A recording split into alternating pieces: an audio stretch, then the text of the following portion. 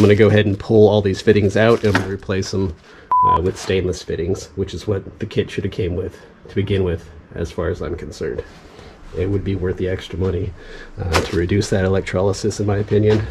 But so far I haven't read that anybody had an issue with it on their trucks.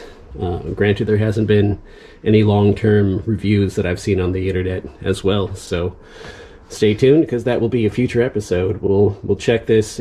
We'll check this again in a year and see what it's like if it hasn't started to corrode by then. But that is the kit, guys. Comes with everything that you need. And let's go ahead and get to taking apart the front end here so that we can get to installing this. First thing we got to do is remove the top part of this shroud here. So we got to remove all of these clips. You guys are pretty familiar with these. I bought a bunch of extra these clips so I can replace these.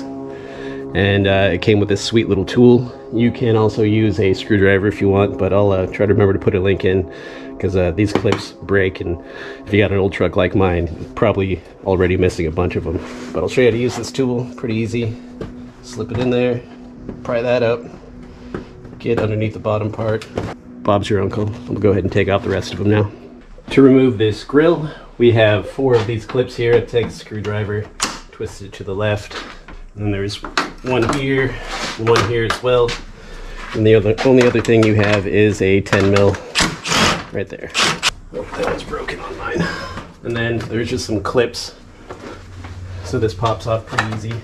So kind of the bummer thing for me is I really like how these lights look up here. However, there's not going to be any room with that new transmission cooler, so I got to remove these. The thought did occur to me that I could mount it behind this mounting bracket or this brace, but that will block some of the air and defeat the purpose a little bit.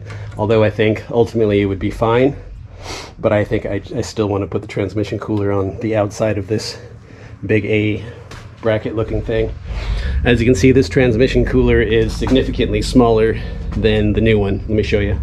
So there's going to be quite a bit of difference between the flow.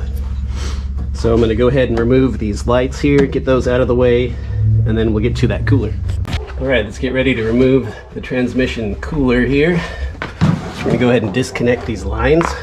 And so we got to take this little plastic covering off, and you can just pry it down with a screwdriver.